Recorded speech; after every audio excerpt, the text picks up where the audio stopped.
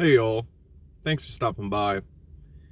So, it was about a week ago that everyone's least favorite Kermit the Frog impersonator, Jordan Peterson, made a questionable post on Twitter. Said something along the lines of, and he was responding to someone who, I think their post said something like, Trudeau was right about Canada having a problem with racism and white supremacy. And Jordan Peterson's response to this was something like, Nazis, white supremacy. These have no place in Canada and have never had a place in Canadian culture or history. Now, obviously, if you look through historical context, especially in early World War II,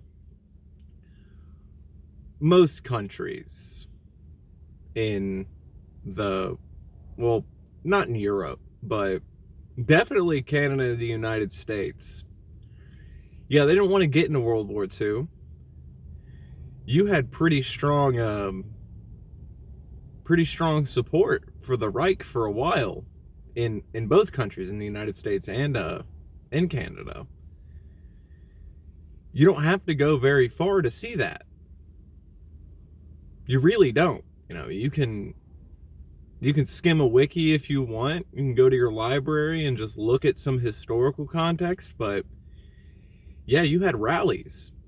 You had people wearing those armbands in North America. You can say all you want that you don't have a history of it, but no, there's a history of it.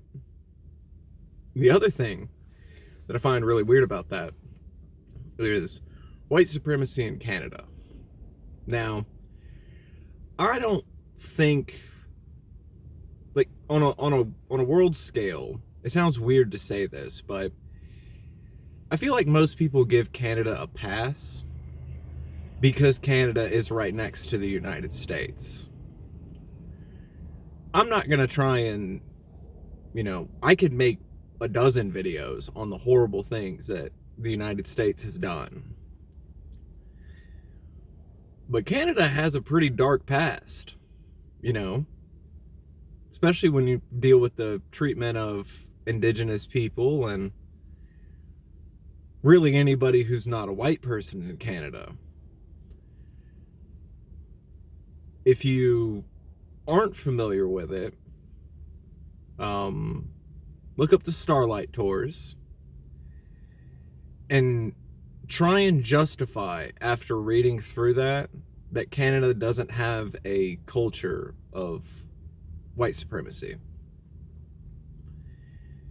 If you sum up what that means, is the Starlight Tours were what Canadian authorities called the Saskatoon Police Department, essentially gathering up natives and driving them out to the middle of the wilderness in the dead of winter, and just dropping them and telling them they have to walk. You had people die from that, and nobody's been charged for it. I think the longest sentence anybody got was 8 months.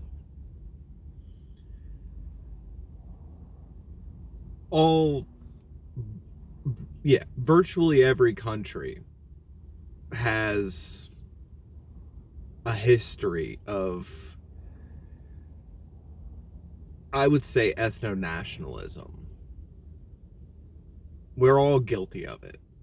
Every country is. And if you want to say that a country's not, by all means, leave a comment for me and I will provide you links and sources to why you're incorrect about that. It's unfortunately a nature of the beast, the world that we live in. The people in power like to stay in power, and they'll beat on anybody beneath them to maintain that. It shouldn't come as a shock to anybody that Canada has a weird history when it comes to the subjugation of the native population who was here before, frankly, the colonizers showed up.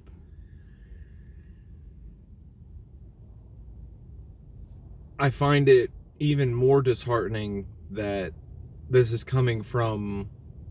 I'm not surprised that Jordan Peterson would say something like this, frankly, but for someone who's supposed to be touted as this intellectual powerhouse of the modern era, you're essentially engaging in genocide, denial, or apologia. I'm not sure which is worse. Y'all have a good day.